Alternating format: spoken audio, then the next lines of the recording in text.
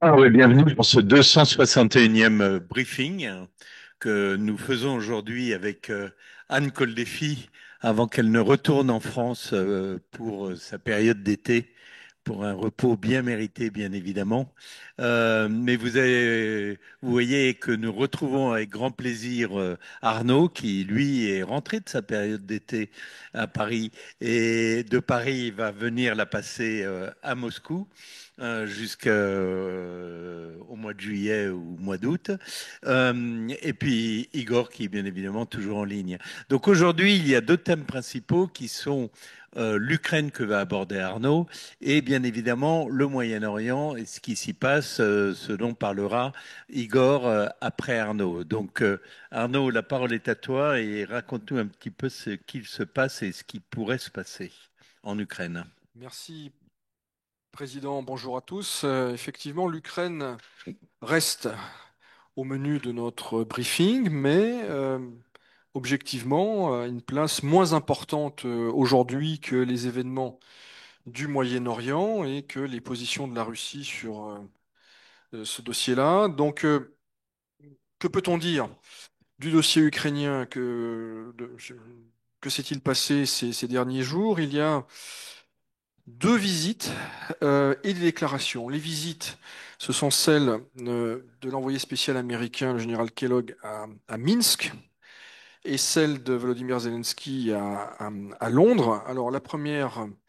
de quoi s'agit-il? Il s'agit d'une démarche assez surprenante, en tout cas qui sort de l'ordinaire, qui n'avait pas été vraiment anticipée. Donc le représentant spécial du président américain pour l'Ukraine s'est rendu à Minsk en fin de semaine dernière. Il a eu un entretien très long, très chaleureux aussi, très mis en scène, avec presque une complicité, même si le général Kellogg a veillé à ne pas appeler Loukachenko Monsieur le Président, mais Monsieur, pour bien marquer que les États-Unis, officiellement en tout cas, ne reconnaissent pas les résultats de l'élection présidentielle de 2020. Mais le fait est que il y avait oui, une forme de complicité mise en scène entre les deux hommes. À l'évidence, les deux parties voulaient que l'on interprète euh, cette rencontre assez inattendue comme un événement qui s'est bien passé. Euh, alors, l'objectif, quel est-il pour les États-Unis? Semble-t-il ou de réouvrir, de réactiver un nouveau canal de discussion, d'envoyer aussi des messages, des messages aux Russes, peut-être également aux Chinois et aux Européens. Pourquoi Loukachenko? Pourquoi maintenant? D'abord, Loukachenko, il faut le rappeler, il a une proximité unique avec le président russe. Les deux hommes se parlent toutes les semaines, peut-être même parfois plusieurs fois par semaine.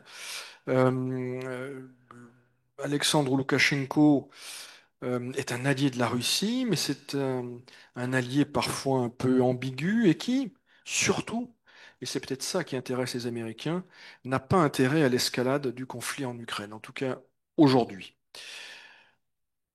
Pour Loukachenko, cette visite, c'est évidemment du pain béni, ça a valeur de reconnaissance de son rôle antérieur, de son rôle peut-être également à venir.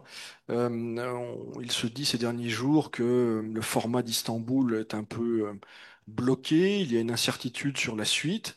Est-ce que les Américains laissent entendre qu'ils ne seraient pas opposés à ce que le Minsk redevienne finalement la plateforme de discussion? À voir, en tout cas pour le président biélorusse.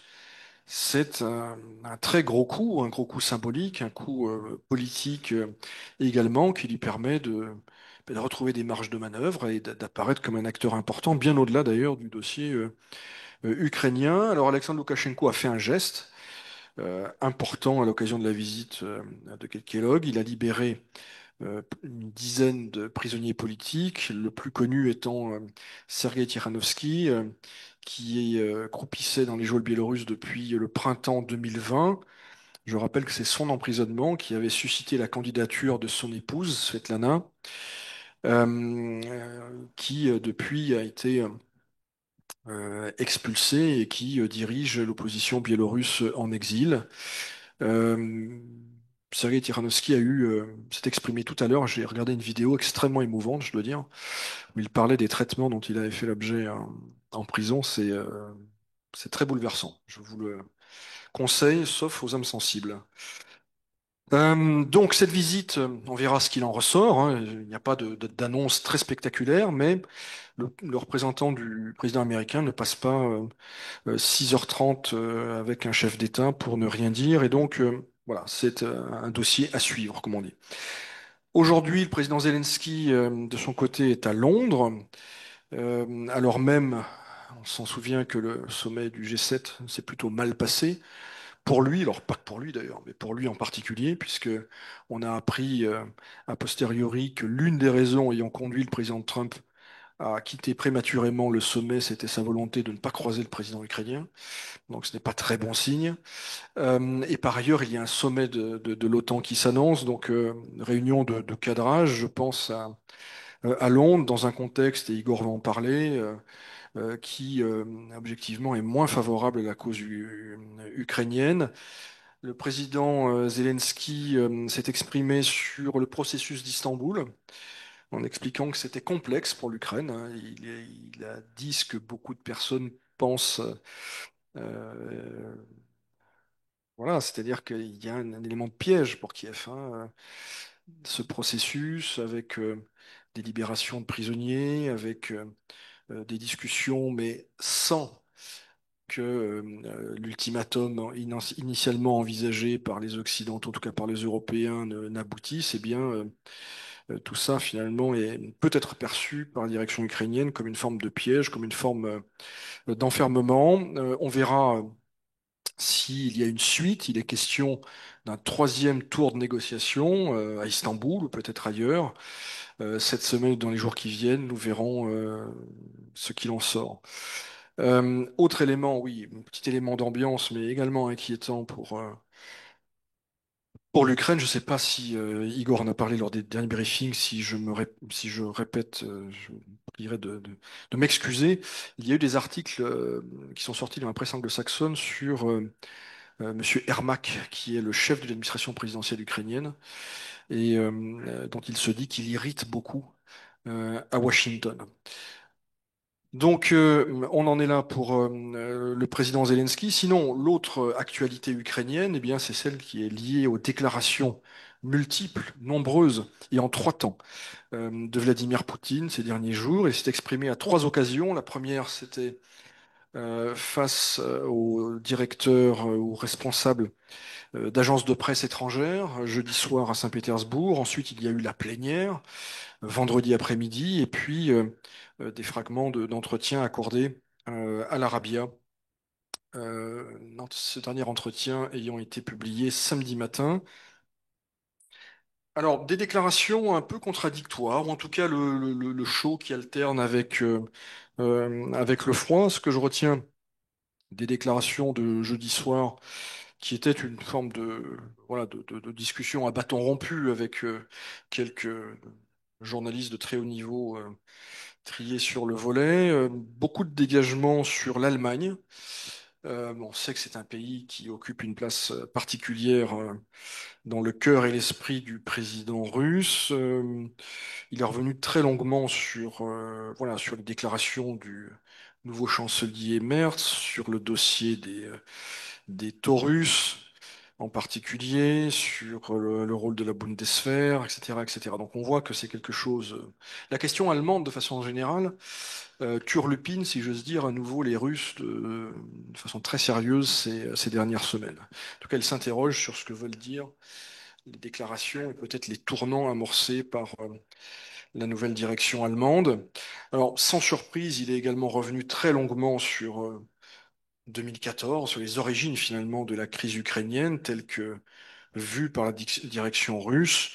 Maïdan, le rôle des Européens, le fait qu'ils n'aient pas assuré j'allais dire, le service après-vente des accords de sortie de crise.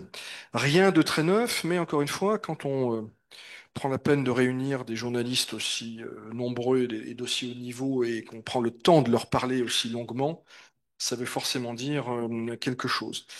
Il y a eu ensuite la plénière avec là euh, des propos qui ont été largement commentés depuis dans la presse internationale. Là encore, des éléments un peu surprenants, des éléments qui le sont moins. Je cite, nous ne cherchons pas la capitulation de l'Ukraine, nous insistons sur la reconnaissance des réalités qui existent sur le terrain, donc ça c'est pas très nouveau, on pourrait y voir plutôt un signe de modération, mais quelques minutes plus tard, le président russe envoie des signaux plutôt opposés.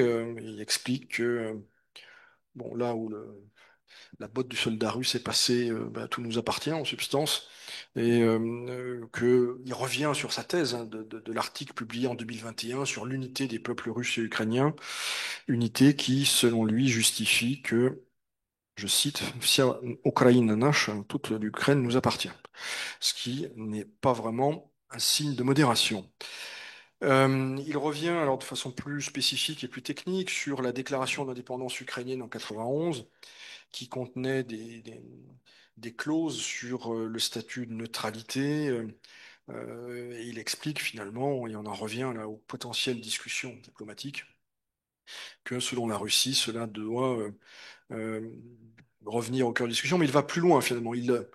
Finalement, il lie l'existence et la légitimité de l'État ukrainien à sa qualité d'État neutre. C'est ça, je pense, le fond du propos de Vladimir Poutine. Et puis donc, comme je le disais, samedi matin est sorti son entretien accordé à l'Arabia, euh, qui complète, qui reprend finalement ce qu'il a dit jeudi soir et vendredi à la plénière du Forum de Saint-Pétersbourg. Il explique, entre autres, que il y a des tierces parties qui n'ont pas intérêt à la fin du conflit et l'appel de ses vœux euh, que bah, ces pays cessent d'utiliser l'Ukraine contre la Russie. Voilà en quelques mots où on en est. Donc un sujet ukrainien qui, à Moscou comme ailleurs, passe un peu au second plan en raison des événements au Moyen-Orient. Je dirais un pessimisme de la direction ukrainienne qui qui s'explique assez aisément. Il y a un président Poutine qui souffle le chaud et le froid, mais qui, dans l'ensemble, garde le cap, c'est-à-dire une position assez dure sur le fond s'agissant des positions russes. Voilà ce que je pouvais dire, président.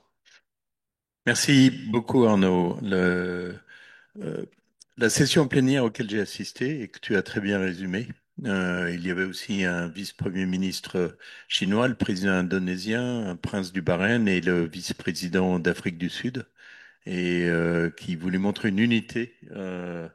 En tout cas, ils étaient plutôt derrière la Russie, ça c'est certain. Euh, Avant de te poser des questions, Igor, dis-nous un petit peu ce qui se passe avec le Moyen-Orient et on pourra faire le lien après entre vous deux. Mais oui, Igor, où en est-on au Moyen-Orient? Bonjour, merci Président, bonjour à tous. Alors, depuis notre dernier briefing, il y a eu une escalade des tensions, puisque, comme je le suggérais lors des séances de la semaine dernière, les États-Unis ont donc bien décidé de frapper l'Iran et plus précisément les sites nucléaires iraniens, donc le 22 juin, et donc venant appuyer en ce sens les opérations déjà menées par Israël depuis plusieurs jours. Alors, et quelles ont été les réactions côté russe suite à ce nouveau développement, avec donc l'entrée en guerre des États-Unis avec ces frappes ce week-end? Eh bien, condamnation ferme de la part exprimée par le ministère russe des Affaires étrangères, hein, sans surprise. Vladimir Poutine, lui, parle, je cite, d'agression sans fondement contre l'Iran. Le représentant de la Russie à l'ONU, M. Nebenzia, Vassili Nebenzia, évoque, je cite, le fait que les États-Unis ont ouvert la boîte de Pandore au Moyen-Orient après la décision de bombarder l'Iran.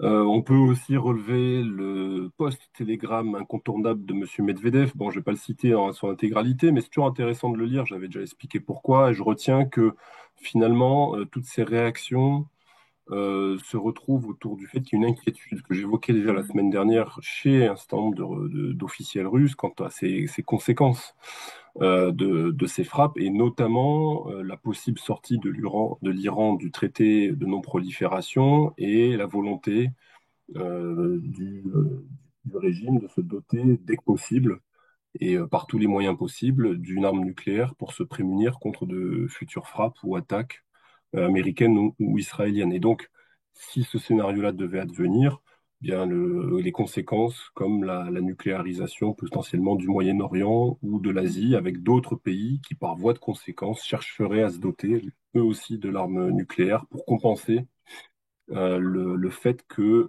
l'Iran l'ait acquis. Pour l'instant, ce sont des scénarios qui sont pas pour demain, mais donc des tendances lourdes. Et c'est lorsque M. Nebenzia parle de boîte de Pandore, potentiellement, à mon avis, il fait référence à cela. Alors, l'événement de ces dernières heures, c'est la visite du ministre iranien des Affaires étrangères à Moscou, qui a donc rencontré le chef du Kremlin en milieu de journée. Une visite donc qui intervient donc, 2 jours après les bombardements américains, mais aussi 3 jours après une réunion qui s'est tenue à Genève entre le ministre iranien des Affaires étrangères d'une part et les représentants diplomatiques des 3 pays, ce qu'on appelle le E3, Grande-Bretagne, France, Allemagne, plus Madame Kaya Kallas. Donc une rencontre à Genève qui était présentée comme infructueuse, puisque de toute façon, elle n'a pas permis d'empêcher les bombardements américains contre l'Iran, et ni moins encore d'empêcher Israël de poursuivre sa campagne. Mais une rencontre donc, qui s'est tenue selon ce format-là à Genève, et donc le ministre iranien qui était présent à Moscou. Alors, on sait peu de choses sur ce que se sont dit les 2 hommes au Kremlin, M. Poutine et donc ministre iranien. On peut imaginer qu'il est évidemment venu chercher à Moscou de l'aide plus appuyée de la part de la Russie, et peut-être d'ailleurs manifester le mécontentement des Iraniens vis-à-vis de la retenue de la Russie, que la Russie finalement reste un petit peu en dehors de la mêlée et qu'elle cherche, au-delà des déclarations de condamnation très fermes et sans embâge, à conserver une forme d'équidistance entre les belligérants pour pouvoir préserver ses futurs bons offices, hein, en ne donnant pas, évidemment, en ne venant pas appuyer plus une partie que l'autre, puisque dès lors la possibilité de médiation, quand même, diminuerait grandement. Donc, ça, c'est clairement une possibilité. Maintenant, quels sont les arguments qu'a pu mettre dans la balance le ministre iranien? À vrai dire, ils en ont quand même très peu. Alors, outre celui que j'ai évoqué, savoir potentiel scénario de nucléarisation, mais il y a quand même un argument, à mon avis, qui a pu être mis sur la table par le ministre, c'est de dire si nous tombons, c'est vous les prochains. Parce que ça, c'est un argument que les Iraniens mettent en avant depuis les printemps arabes et notamment la situation qui s'était passée en Syrie en 2015, ils viennent chercher les Russes en 2015 pour leur dire il faut venir en Syrie parce que sinon Bachar va tomber. Un des arguments qui est mis en avant, c'est si Bachar tombe, après ça peut être nous et ensuite ça peut être vous. C'est la théorie des dominos à l'envers. Et c'est un argument qui avait visiblement percuté au sein certaines structures et certains ministères. Donc c'est potentiellement un argument que ce ministre-là a pu mettre en avant. Donc, pour l'instant, la Russie n'a pas pu jouer les bons offices parce que, les Israéliens restent sur le scénario militaire. Il y a encore des frappes tout à l'heure, enfin ce matin, contre des sites à Téhéran. Et d'autre part, parce que Trump, à ce stade, a refusé la médiation de la Russie, ne la considère pas comme bienvenue. Donc, tant que le scénario militaire n'aura pas épuisé son potentiel pour les Israéliens, eh bien, les bons offices russes resteront de côté et pourront venir ensuite servir à quelque chose. Dans ce scénario-là, ce sera épuisé. Alors, les bénéfices tirés par la Russie de la situation à court terme, j'en ai parlé la semaine dernière, je ne reviens pas dessus. Cela dit, il y a un élément de plus qui s'est rajouté, et ça fera un petit peu le lien avec ce qui a été dit par Arnaud, c'est la distanciation du Japon à l'égard de la réunion du sommet de l'OTAN qui se tient demain et après-demain à La Haye. C'est-à-dire que le Premier ministre japonais ne viendra pas au sommet de l'OTAN. C'est la première fois depuis 2022, ce serait la première fois depuis 2022 qu'il n'y aura pas de Premier ministre japonais qui viendrait assister à ce sommet de l'OTAN. Ça a été annoncé tout à l'heure. Et le motif qui a été reporté par la presse nippone, c'est de dire que c'est la situation au Moyen-Orient qui contraint le chef du gouvernement japonais à ne pas quitter Tokyo. Il enverra son ministre des Affaires étrangères. Et d'autre part, autre élément qui sont cités dans la presse nippone, c'est également l'absence prévue, alors j'ai pas trouvé de confirmation, mais manifestement c'est Reuters qui l'évoque, du nouveau président sud-coréen, qui lui non plus ne viendra pas, et vraisemblablement l'absence de Donald Trump également. Donc, cette distanciation quand même d'alliés, enfin qui depuis 2022 en tout cas ne loupait aucun rendez-vous de l'OTAN dans le contexte que l'on connaît évidemment, qui désormais se distancie. Et ça, c'est un des effets directs de cette crise au Moyen-Orient, et ce qui renvoie à ce que j'expliquais la semaine dernière sur effectivement l'amenuisement de l'intérêt pour le sujet ukrainien parmi les soutiens de l'Ukraine. Et ce qui explique aussi la visite de Zelensky à Londres ou ailleurs pour aller remonter, j'allais dire, le moral des troupes et galvaniser les soutiens. Mais même donc au-delà de ça, de l'autre côté de la planète, parmi les dirigeants asiatiques qui ont quand même apporté depuis 2022 leur soutien à l'Ukraine. Voilà, Emmanuel, ce que je pouvais dire pour aujourd'hui. Merci beaucoup, Igor. La situation est effectivement préoccupante et divise le monde un peu plus. Et les alliés sont pas toujours ceux auxquels on pense. Mais j'ai entendu lors de la session plénière, le président Poutine dire il y a 2 millions de Russes en Israël. Donc il va avoir une position plutôt équilibrée. Je suis pas sûr qu'effectivement il veuille vraiment aider militairement les Iraniens et je suis pas sûr qu'il ait envie de tirer sur les siens en Israël non plus. Euh, Non, mais alors, c'est plutôt 2 millions de russophones. Alors, les chiffres exacts, on ne les connaît pas exactement, mais ce qu'on sait, c'est qu'ils sont largement plus d'un million et que ça représente déjà un pourcentage de la population israélienne qui est conséquent, enfin, entre 12 et 15%, hein, selon les. Mais c'est plutôt des russophones avec à la fois des ressortissants d'Ukraine, de Russie et autres qui se sont installés dans les années 90 en Israël, qui ont acquis là-bas un poids politique certain, puisqu'il se dit traditionnellement qu'en Israël, aucune élection ne peut être remportée contre le vote russophone. C'est-à-dire qu'il faut tenir compte de leurs intérêts et de leur poids sur l'échiquier politique israélien dans les stratégies électorales pour constituer un cabinet. Donc, évidemment, ça en fait, on a coutume de dire que ça en fait des arbitres de la vie politique israélienne.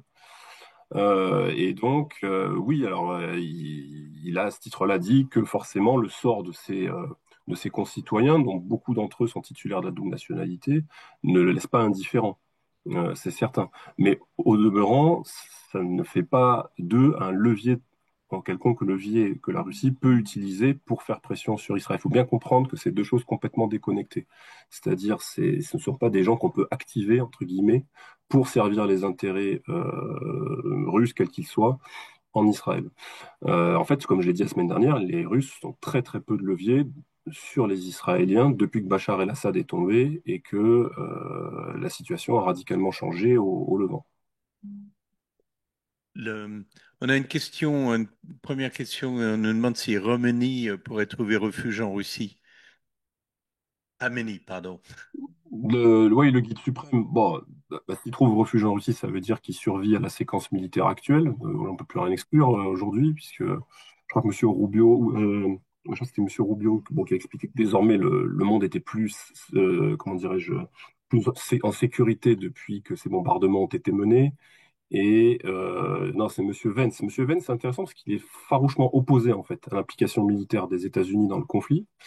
Il fait partie de ceux qui ont clairement fait savoir qu'ils ne voulaient pas voir les Américains se lancer dans une nouvelle guerre, contrairement à d'autres cercles qui entourent Donald Trump, notamment des cercles qui sont liés au mouvement religieux, pentecôtiste, évangéliste et autres, qui eux, au contraire, voilà, un espèce de moment sacré ou et qui pourrait, voilà, enfin, qui fait que les États-Unis doivent s'engager dans ce conflit.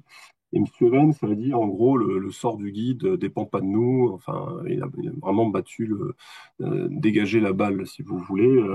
Donc, mais en théorie, non, mais rien ne pourrait l'empêcher, sauf que ce serait, si vous voulez, vu la position de l'Iran et du guide, ce serait à mon avis un revers terrible. Alors il sauverait sa peau, entre guillemets, mais ce serait quelque part une preuve de faiblesse de devoir partir et s'exiler en Russie. Je suis pas certain que le pouvoir iranien puisse s'en relever. Enfin, je suis pas spécialiste de l'Iran, mais ma compréhension, c'est que ce serait, à mon avis, un signe plutôt négatif potentiellement pour le maintien du régime.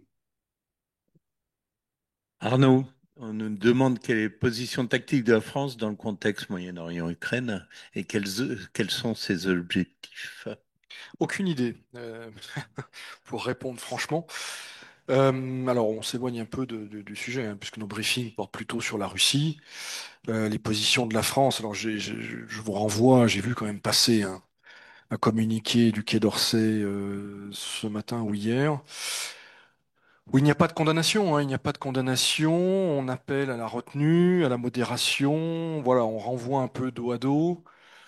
Ce qui est quand même très différent à la fois de ce qu'avait pu être la position de la France en 2003, mais c'est aussi en décalage, me semble-t-il, avec les positions d'autres pays européens comme l'Allemagne qui sont sans tabou aucun quant à leur soutien pour Israël.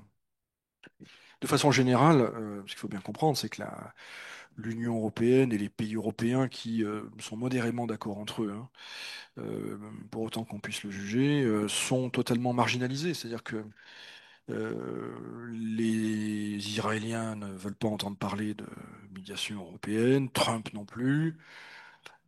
Poutine n'a aucune raison de faire de cadeau à l'Union européenne, laquelle a fait savoir qu'elle s'opposait à la médiation de la Russie. Donc, l'un des, le- alors des bilans provisoires, certes, mais quand même de toute cette affaire, c'est que l'Europe, comme souvent ces derniers temps, commente des événements sur lesquels elle n'a pas prise. Mais Emmanuel, si tu permets, peut-être pour prolonger Je t'en la prie. réponse apporté par Arnaud, en fait, ça renvoie à ce format que j'évoquais à Genève, là, ce E3 qui s'est monté alors que les bombardements israéliens se déroulaient.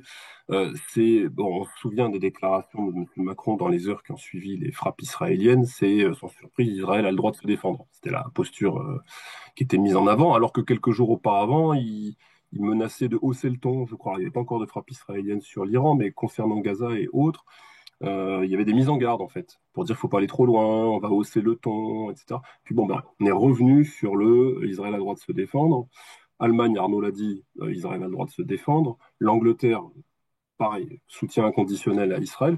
Et donc on a un format qui finalement est très très solidaire de l'État hébreu, qui va pour négocier, enfin spontanément, donc l'Europe, Mme Kallas était là, négocier avec les Iraniens. Or, là aussi, comme l'a dit Arnaud, sur ce positionnement-là, les Européens sont un peu seuls. Je pense qu'il doit y avoir une douzaine ou une quinzaine de pays dans le monde maximum qui adoptent cette position-là. Tous les autres ont condamné plus ou moins fermement, plus ou moins timidement, les frappes américaines et israéliennes. Dans la région, Sultan Doman, par exemple, a parlé d'agression intolérable. Les Arabes, l'Arabie Saoudite, les autres ont été un peu plus modérés dans leur condamnation. Ils sont très embêtés. Mais ce que je veux dire, c'est que ce format-là n'est pas forcément représentatif de la tendance générale parmi ce qu'on appelle la communauté internationale. Et ce qui, à mon avis, est aussi interprété en Russie, en tout cas celui très près en Russie, avec ce concept de majorité mondiale. Ce qu'ils vont essayer de le plaquer, à mon avis, pour dire, regardez, une nouvelle manifestation de la majorité mondiale, mais sous une autre forme. Alors, on va pas retrouver exactement les mêmes, hein, mais donc contre les pays qui défendent plus de multipolarité contre l'hégémonie américaine et les globalistes. Je synthétise au maximum, si vous voulez, la posture. Arnaud. Oui, parmi les conséquences, là encore, à chaud, hein, de cette affaire, il y a d'une part, ça c'est plutôt favorable à la Russie, une forme de légitimation des opérations militaires préventives. Or, je rappelle que c'est précisément comme ça que la Russie voit son opération militaire spéciale, sa guerre en Ukraine. Et par ailleurs, une confirmation de l'hypocrisie occidentale et du deux poids, deux mesures. Donc, je dirais, Poutine n'a qu'à laisser parler les Européens, les Occidentaux, et c'est tout bonus dans le Sud global. Encore une fois, la position de la France, il faut le dire, aujourd'hui, et de l'Union européenne, elle est inaudible. Comment, et l'Allemagne en particulier, hein, comment critiquer voilà, la Russie, les violations du droit international, et par ailleurs se taire sur l'Iran. Enfin voilà, il y a là une confirmation, encore une fois, éclatante du deux poids, deux mesures. Alors évidemment, les comparaisons n'est pas raison, mais enfin, il y a certaines violations du droit international qui sont plus condamnables que d'autres, à l'évidence. Anne, as-tu une question? Oui, je voudrais revenir sur le début de ce que vous avez dit, c'est-à-dire la rencontre de Minsk, parce que on peut y voir quand même enfin, une certaine légitimité, entre guillemets, dans le sens où c'est à Minsk qu'ont eu lieu les accords de Minsk, négociés sous le couvert ou avec la bénédiction d'Angela Merkel et de François Hollande. On sait ce qui en a été dit par la suite, on sait à quel résultat on a abouti. Alors, est-ce que cette rencontre américano-biélorusse n'est pas aussi une façon d'écarter un peu plus l'Europe? Je ne sais pas, peut-être. Alors le symbole de Minsk, il est un peu ambivalent, hein, y compris pour les Russes, parce que les accords de Minsk sur le papier, Minsk 2 en tout cas, de février 2015 étaient sur le papier très favorables à la Russie. On se souvient du rôle joué à l'époque par Monsieur Surkov, sauf qu'ils sont restés lettres mortes. C'est voilà l'une des raisons qui, au sein du pouvoir russe, justifie l'intervention militaire, c'est le blocage, la non-application des accords de Minsk. Donc l'idée de Minsk 3 n'est pas forcément très bien vue en Russie. On préfère en réalité revenir à Istanbul et améliorer, entre guillemets, les accords d'Istanbul. Euh, je n'ai pas vu de réaction européenne à la visite de Monsieur Kellogg. Je ne sais pas si les Américains ont informé les Européens de leurs intentions avant d'envoyer le général Kellogg à Minsk. En tout cas, c'est une démarche intéressante. Encore une fois, ça rouvre des pistes, ça remet en selle Loukachenko, qui évidemment est un allié de la Russie. Rappelons que l'offensive russe du 24 février 2022 est partie de son territoire et qui, en même temps, on le sait, n'est jamais totalement aligné sur la Russie. Puis c'est quelqu'un qui peut faire passer des messages de façon très fidèle et confiante. En tout cas, Poutine l'écoute. S'il y a bien une personne qu'il doit écouter, c'est Loukachenko. Donc, on ne sait pas, encore une fois, la teneur, évidemment, des messages. D'ailleurs, les discussions ne sont pas limitées à l'Ukraine, hein. Il y a eu d'autres, la question des sanctions. Là aussi, c'est intéressant parce qu'en toile de fond, il y a la question des sanctions européennes. Est-ce que l'Union européenne est prête à s'engager sur la voie d'une levée des sanctions partielles, évidemment, à ce stade, contre la Biélorussie? Enfin voilà, il y a plein de petites choses comme ça qui sont sur la table à la faveur de cette visite. Igor, on nous demande en cas de crise migratoire en Iran, quels seraient les premiers pays touchés, si Alors, tu as la réponse. je pense que les Turcs ont déjà dû commencer à prendre certaines mesures, parce qu'ils ont quand même une frontière commune avec l'Iran. Et je ne serais pas surpris qu'ils aient déjà commencé à prendre des mesures au cas où il y a des afflux de réfugiés. Ce qu'on sait pour l'instant, c'est que les gens se déplacent visiblement plutôt, enfin les gens qui sont à Téhéran, parce que c'est là que ça tape le plus, hein, enfin les gens n'habitent pas dans les sites nucléaires, c'est ça que je veux dire, ils habitent dans les villes qui sont bombardées, alors même si c'est le ministère, si jamais c'est la télé iranienne qui est bombardée, bon. Et donc l'afflux de personnes, pour l'instant, c'est vers le nord, vers la mer Caspienne, parce que c'est là que les gens ont de la famille, parce que c'est là que géographiquement c'est plus simple de se rendre. C'est ce qu'on a constaté depuis le début des raids israéliens. A priori, je dirais, un, la Turquie, deux, l'Arménie, parce qu'il y a une petite frontière aussi, et les modalités, enfin, pour les ressortissants iraniens peuvent se rendre plus facilement en Arménie qu'en Azerbaïdjan, par exemple. A priori, voilà, c'est les deux directions qui devraient être privilégiées si jamais il y a des déplacements massifs de population parce que la situation s'envenime. On nous demande aussi, alors, quel pays a une technologie équivalente au B2? Alors, je crois qu'il n'y en a aucune, hein. On n'a pas arrêté de nous dire que le B2 était un avion unique. Mais quel pays peut contrer une attaque de B2? Toi qui es un grand spécialiste de l'aviation. C'est un bombardier stratégique, donc en tant que tel, il est vulnérable. Mais maintenant, s'il est engagé, il est toujours engagé avec un groupe qui va le protéger. Donc en fait, il faut neutraliser le groupe qui va le protéger. Enfin bon, s'il n'y a pas énormément, il faut regarder dans ceux qui disposent de flottes aériennes conséquentes. Donc Peut-être que oui, les Russes avec du Su-35 et avec des missiles qui sont suffisamment performants pourraient faire quelque chose. Enfin bon, ça c'est des scénarios, je sais pas, hein, enfin s'ils sont réellement, comment dirais-je, pertinents. Là, ce qu'il faut voir, c'est que les Iraniens, en l'occurrence, en termes de flotte aérienne, c'est proche de zéro. Ils ont des appareils antédiluviens. Ils voulaient se fournir des Su-35 auprès des Russes. J'en ai déjà parlé, je reviens pas dessus. Bon, ils n'ont pas reçu la panoplie. Mais même, quand bien même ils auraient reçu les Su-35, ils n'auraient pas pu faire grand-chose en réalité, parce que on parle de quelques unités d'un lot de quelques appareils. Les pilotes n'auraient pas acquis suffisamment d'expérience et d'heures de vol sur les appareils pour être, à mon avis, réellement efficaces, ni contre les Israéliens, a fortiori. Et donc, je pense que ces appareils auraient certainement été ou détruits au sol ou détruits en l'air, mais assez rapidement. Ce qui est assez intéressant pour continuer sur ce que tu viens de dire, j'ai lu, on a vu que les B-2 partaient du, de l'Amérique profonde, du Missouri. Mm. Euh, et en fait, ils ont regroupé tous leurs bombardiers là-bas plutôt que de les disperser dans des bases américaines, justement pour qu'on ne puisse pas les toucher. Euh, donc, et c'est vraiment au cœur des États-Unis. Donc, ce qui fait qu'ils ont mis 37 heures pour faire leur aller-retour, qu'ils ont été ravitaillés en l'air, mais cela protège tous les bombardiers américains que d'être au centre des États-Unis. Non, mais alors par contre, juste pour finir ma réponse, on pourrait dire peut-être que tout simplement des petits drones pourraient les abîmer, parce que c'est quand même des appareils extrêmement fragiles. Alors si jamais ils sont sur une base, je ne sais où, dans le Golfe, et qu'il y a un camion avec un container dessus qui s'ouvre et qui libère un essaim de drone, bah là, ça coûtera pas cher et ça va les immobiliser. C'est souvent des appareils qui, dès lors qu'ils ont fait une sortie, nécessitent après des jours et des jours, voire plusieurs semaines d'entretien, parce que ce sont des technologies extrêmement sensibles et ils peuvent pas être réengagés très rapidement, enfin très facilement, si vous voulez. Donc, si jamais des petits drones viennent s'écraser dessus, je peux imaginer que ça va coûter horriblement cher pour les remonter et que ça peut donc avoir certains dommages. C'est ce qu'expliquaient les Américains, mais tu voulais dire quelque chose? Non, non, non. Non. As-tu une question? Non?